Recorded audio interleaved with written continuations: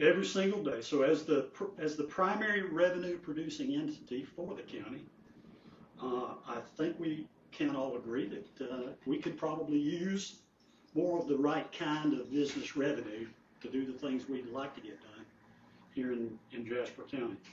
I'm hopeful that you guys were able to review the documents that I sent along with the budget that relate to 2025 accomplishments, return on investment, revenue to the county, those kind of things. I did want to touch on the fact that very few people know that the most important and highest ROI work that the Development Authority does really is working with our existing customers, helping them, supporting them, the growth, making sure that growth doesn't go somewhere else. Over the last 2 years, the organic growth from our existing industrial customers and the expansions and growth we've seen from them exceeds $17 million in capital investment here to the county, and 71 good paying, steady jobs with strong benefits. So that's why I spend so much of my time working with our industrial customers. TNT door, obviously that was kind of the big one for last year. If you haven't gone out TNT door, I would encourage you to do that. You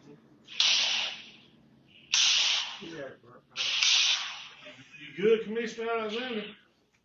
I am. I have several questions as we go along with the Development Authority on if we're trying to push for jobs, then why are we trying to push a solar field and continually push a solar field when the citizens have clearly said they don't want it?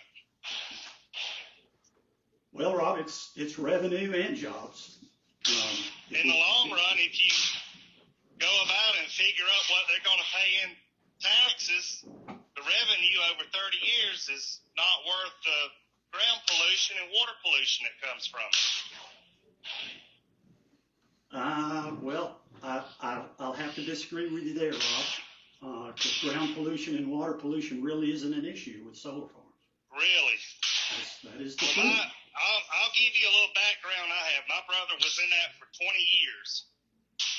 And when we started receiving information on companies wanting to put a solar field at our farm, my brother was 100% against it because of the pollution to the ground and the water that he has seen while working on all this stuff. So I would say that is true. You might need to do a little more research on the pollution that comes out of these solar fields, and not only the solar fields, but the wind industry when they tear up and there's oil being dumped all over the ground. Well, we don't have to worry about wind. Wind doesn't make sense here in Georgia. But, right, I know that, but on the solar field, there is pollution problems, and you just said there wasn't a concern, and the people with the solar field company are also saying that there's not a concern with it, when there actually is. Well, if you look at the research, the farmers in the Midwest that put these solar fields up because they can make more money. They can make more money doing that than farming. Those fields and pastures can never be put back into agriculture other than growing sunflowers. And those sunflowers are not for human consumption.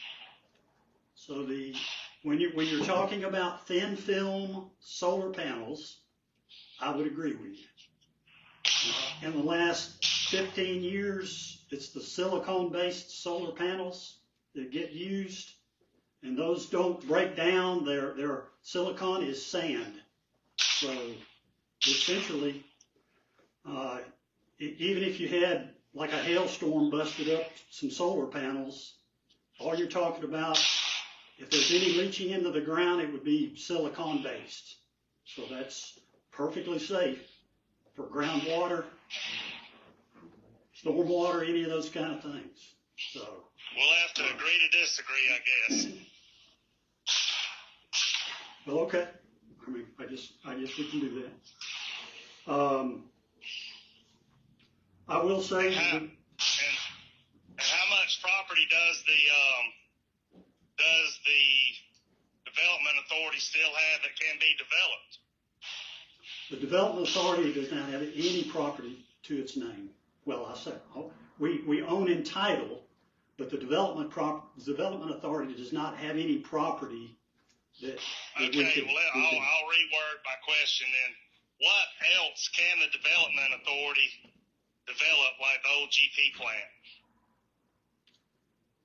So we talk to Sam Kelly at GP often about the GP plant. They're still involved in the environmental cleanup of those retention ponds.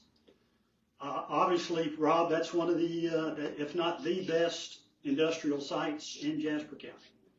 We love to be able to market that and get some good customers in there, but Georgia Pacific is not ready to release that property yet. All right. Yeah. So technically, there is nothing else in the county that could be developed. Well, I mean, everything that's the development authority. Without having to go through a bunch of planning and zoning, rezoning, correct? I mean, the area down there around Monetta, in and around Georgia Pacific, is zoned manufacturing. And there are a few scattered manufacturing sites around the county, but none of them are as good as sites as down there on the south side of Monticello. Right. So that's the prime spot, really. Does that somewhat answer your questions? Yes, sir. Okay. I mean, call me anytime. I'll be glad to discuss them with you in further detail if you want to know more. Well, I believe anything that is to be discussed needs to be discussed in public so that the whole community knows what's going on. Okay. Well, that's fine. So I'm not doing private meetings or anything like that. So. Okay. That's okay. fair. Well, thank you, sir. Yep. I will say that we can't announce it just yet. We do have another industrial customer that's coming into Jasper County. They've asked us to wait until the 20th of this month. Commissioner Alexander, could you mute yourself, please? Do what now? Could you mute yourself? I can't hear you. What? Could you mute yourself? Could I what? Hit mute. Yes. Thank you. I'm trying to walk away. Trying to walk away when you figure out he muted. Sorry, sir. Carry on. Yeah, okay. So we do have, we're going to be. What date? You said what, the 20th? What did you say? The 20th. They've asked us to wait until the 20th. To announce. To make any kind of announcement, yeah. So that'll be a new industrial customer. Did you tell us anything? I can tell you that we didn't finance it with a revenue bond, and there are no tax incentives involved in that customer location. So